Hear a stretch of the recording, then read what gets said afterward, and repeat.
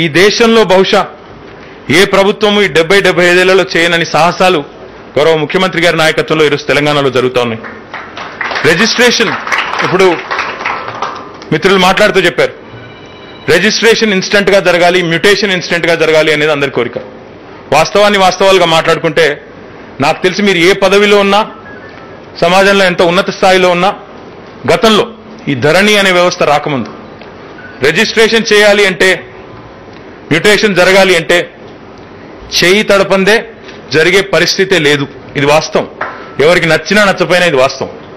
కానీ ఈరోజు ధరణి వచ్చిన తర్వాత ఎట్లా అయితే పాస్పోర్ట్ ఆఫీస్లో మీరు ఒక స్లాట్ బుక్ చేసుకుని పోయి పాస్పోర్ట్కి అప్లై చేసుకోవచ్చు, తీసుకోవచ్చో, ఎట్లా అయితే ఒక స్లాట్ బుక్ చేసుకుని ఈరోజు అమెరికన్ ఎంబసీలో కానీ, యూకే ఎంబసీలో కానీ, లేదా విఎఫ్ఎస్ కేంద్రంలో కానీ వీసా కోసం అప్లై చేసుకోవచ్చో, అదే పద్ధతిలో అంతే పారదర్శకంగా ధరణి ద్వారా ఈరోజు గతంలో నెలలు, సంవత్సరాలు పట్టిన పని ఈరోజు ఒక అర్థవంతమైన పద్ధతిలో ఒక పైసా లంచమిచ్చే అవకాశం లేకుండా, అవసరం లేకుండా అర్ధ గంటలో పూర్తి చేసి సామాన్యుడు చిరునవ్వుతో బయటకు వస్తా ఉన్నాడు అంటే ఇది మామూలు సంస్కరణ కాదు.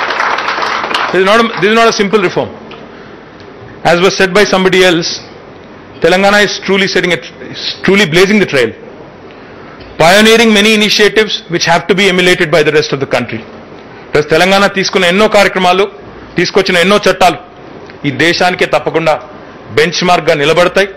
భవిష్యత్తులో ప్రతి రాష్ట్రము, ప్రతి ప్రభుత్వము ఈ విధానాల్ని ఏదో ఒక రూపంలో అనుసరించక తప్పదు అనే మాట కూడా నేను ఈ సందర్భంగా విజ్ఞప్తి చేస్తా ఉన్నాను. ఇది గతంలో కూడా రుజువైంది.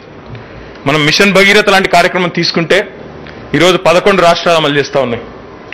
మనం రైతు బంధు అనే కార్యక్రమం తీసుకొస్తే దాన్ని కేంద్ర ప్రభుత్వం కూడా ఈరోజు అనుసరించి వారు కూడా అమలు చేస్తూ ఉన్నారు. మంచి విధానాలు ఎక్కడున్నా అనుసరించడం అందరికీ ఆదర్శనీయం, అది మంచి పద్ధతి కూడా.